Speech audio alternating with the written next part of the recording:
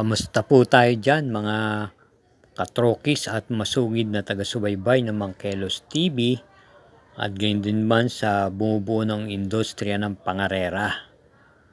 On the air na lang po tayo Mangkelos TV para muling ihatid sa inyo ang akin mga giya sa araw na to, July 20, 2024, Saturday, kung saan meron pong 8 pangarera at ito po'y magsisimula po ng alas 3 ng hapon. Sa pagkakataon po ito, maganda-ganda po ang pagkaka-line up dahil marami-rami po ang magsisitakbo, di tulad po nung mga nakaraan. Kaya sa punto pong ito, samahan niyo na po ako at ati pong himay-himay na. Halina po. Karera numero 1. Ito po ay isang rating-based handicapping system, Class 5, Group 5 for non-placers at may distansyang 1,400 meters. Start ng first peak 5 races 1 to 5. Post time is 3 o'clock p.m. Meron po tayong 6 na kalahok dito at bilang pampremera natin yung kalahok numero 3, Kindra, na segunda lamang po ito nung July 9 kung saan inabot na lang po siya sa meta at natalo po ng uso kay Manlot Island. Ito po may angkin tuling at pacing. Cambio de Jinete na nga po from CS Para Jr. Mark Alvarez na po ang magdadala ng renda. Panigunda naman po natin yung nagbabalik pistang numero 5 Panday Pira. Ito po may angkin tuling din at nag-barrier po ito nung nakaraan nung July 14 kung saan dumating nga lang po siya doon sa segundo kay Sonic Clay. Matagal-tagal pong napahinga pero may buti po itong kabayang ito. May tuling nga po ito at naipipacing din po. Kaya para dito sa karera numero 1, pampremera numero 3, panigundo numero 5. Karera numero 2, start po ng winner take all, races 2 to 8. Distance 1,400 meters, isang class 4, group 16 to 21 split. Meron tayong 11 kalahok dito. First choice natin yung kalahok numero 2, Real Equity, na muling papatunayan ni M.A. Alvarez. Ito po'y may angkin tuling at dumating lamang po ng tersera pwesto noong July 13 kay Isla Putin Bato. Naitala pong panalo to noong June 7.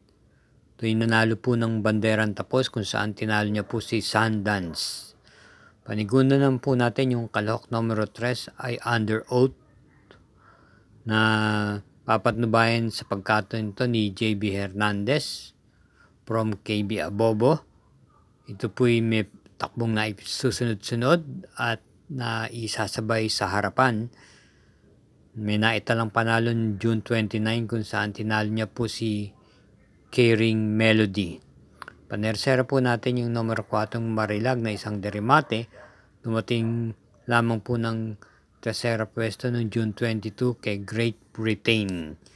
Kaya dito para sa karera numero 2, pampremera, numero 2, panigunda, numero 3 at panersera yung numero 4. Karera numero 3, may distansyang 1,400 meters, start ng peak 6 races 3 to 8. Ito ay isang class 5, split group 6 to 10.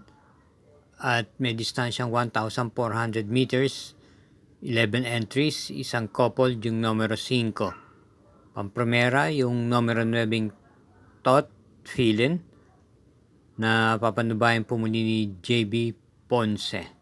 Ito ay 2 beses na pong dumarating ng segunda pwesto. Ang pinakahuli ay nung July 9 kung saan nasegunda po siya kay Lemon Bell. At nung July 3 dumating din po ito ng segunda pwesto kay Heroes del 96. Ito po yung Mary Mate at naipipacing. Maganda po ang kanyang ipinapakita. Itong mga nakaraan takbo niya. Panigunda po natin yung kalahok numero 8 Cash is King na isang derimate. Dumating po ng quinto pwesto noong July 13 sa kabayang nanalong Doña Chichay. At may takbo po itong na kwarto pwesto noong July 5 naman kay Family Affair. Same rider pa rin po, JPA Guse ang renda. At bilang panersera po natin dito yung kalahok numero 6, Blue Thunder. Ito yung may angking bilis at naipipacing din po. Noong June 26, siya po yung nakwarto pwesto kay Bonnie Avenue.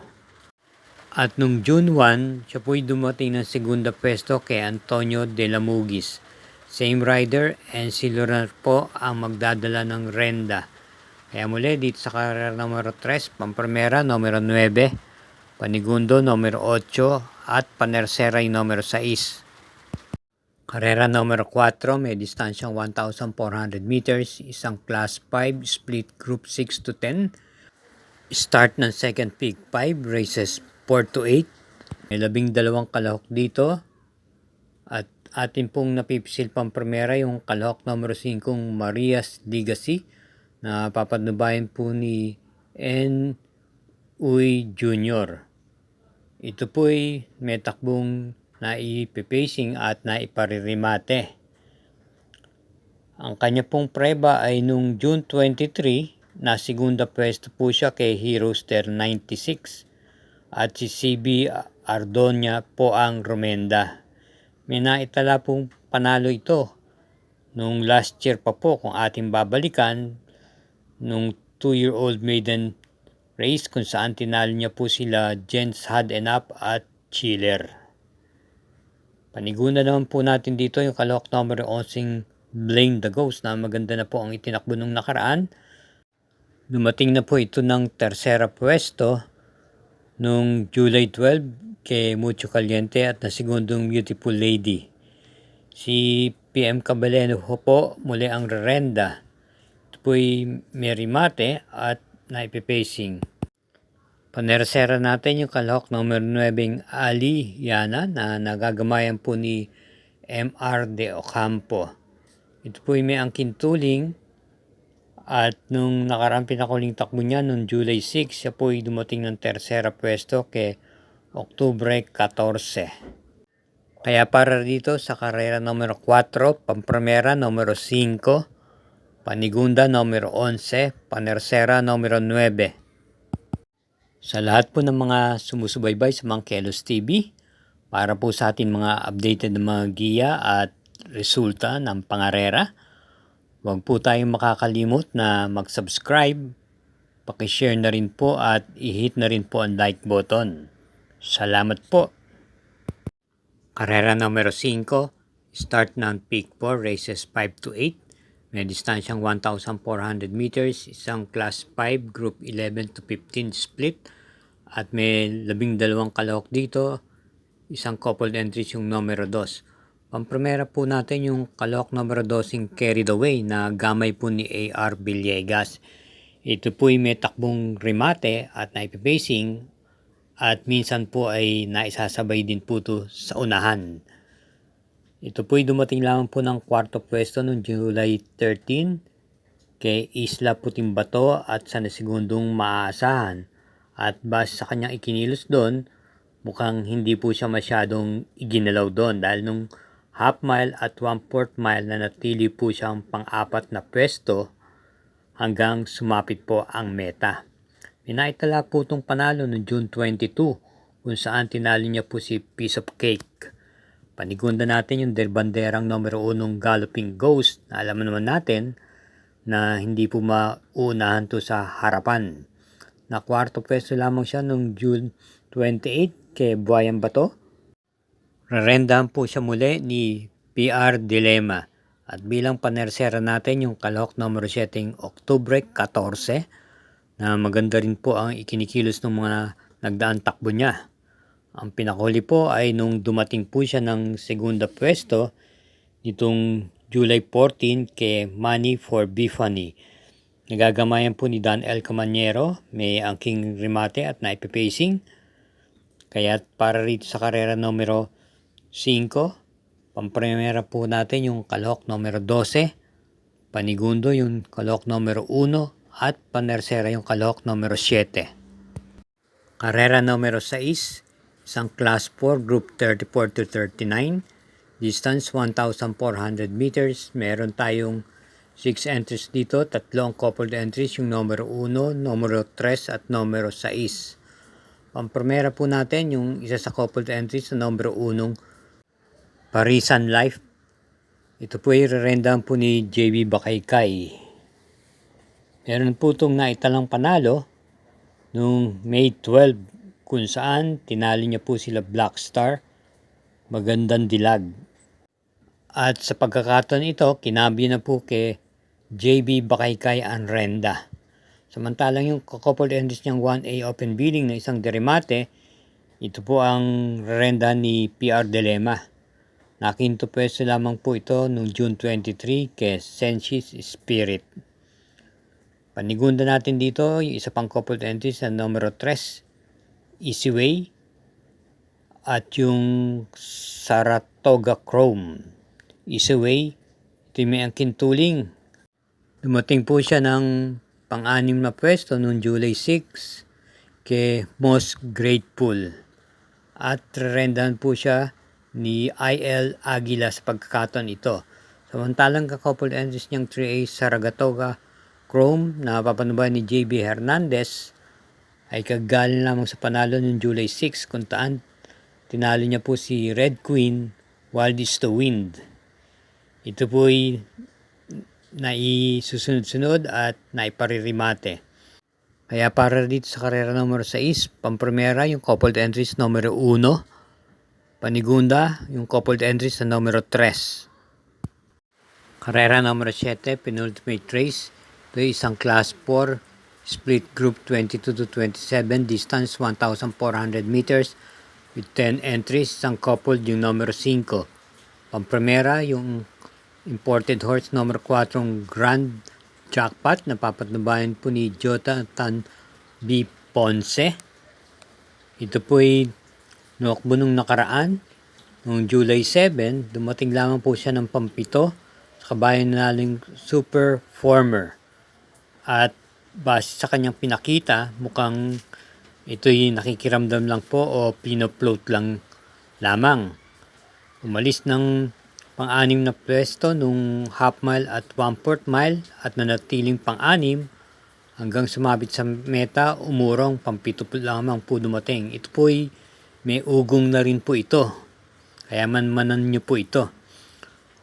Atin naman pong panigundo rito yung kalahok numero 2, Charm Campaign na veterano na po sa laban at mga stakes races. Ito po ay dumating po ng tersera pwesto noong July 9 kaya Magandang Dilag. Ito po ay may tuling din naman at naipipacing o naparirimate. Panersera po natin yung kalahok number setting Chocolate Thunder na pwede pong iuna, ipacing at iparimate. Kumbaga convertible din po ito. Na kwarto peso lamang nung June 23 kay Carmela's Lab at siya ay muling rendahan po ni BJB Galleta. Kaya para dito sa karera numero 7, pampremera numero 4, panigundo numero 2, panersera numero 7. Karera numero 8, last daily double na po, para tingnan po ito ng winner take all. Second pick 5, pick 6 at pick 4 may distansyang 1,400 meters, isang class 5, split group 11 to 15. Meron po tayong 11 kalahok, isang coupled entries yung numero 4.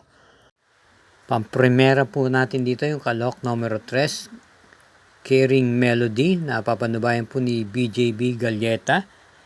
Ito po ay maganda na po ang ikinilos nung pinakahuling takbo niya.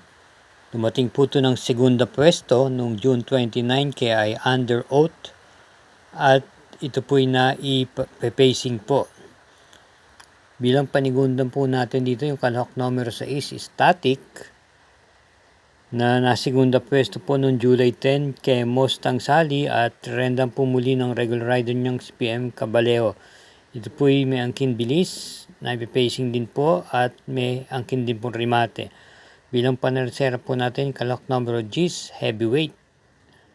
Napapatnubayan po ni CP Henson. Bagamat hindi po kinakitaan ng buti nung nakaraan, pangwal lamang po siya dumating noong July 14 sa karerang pinalon ni Money for Bifani. Ito po ay may maganda naman tinakbo noong July 6 kung saan na tersera po siya kay Ayuda at nasegundang Doña Chichay. Kaya para dito sa karera numero 8, pampremera numero 3, Panigundo numero 6 at Panreseray numero 10. Bueno, mga masugid na taga-subaybay, natapos na naman po ang isang araw natin. Paalala lang po, ito'y gabay lamang at inyo pa rin mga kursunadang masyong masusunod sa dakong huli. Hinay-hinay lang po sa ating paglilibang at pakaingatan din po ating sarili pag-uwi. At muli, thank you for watching and good luck.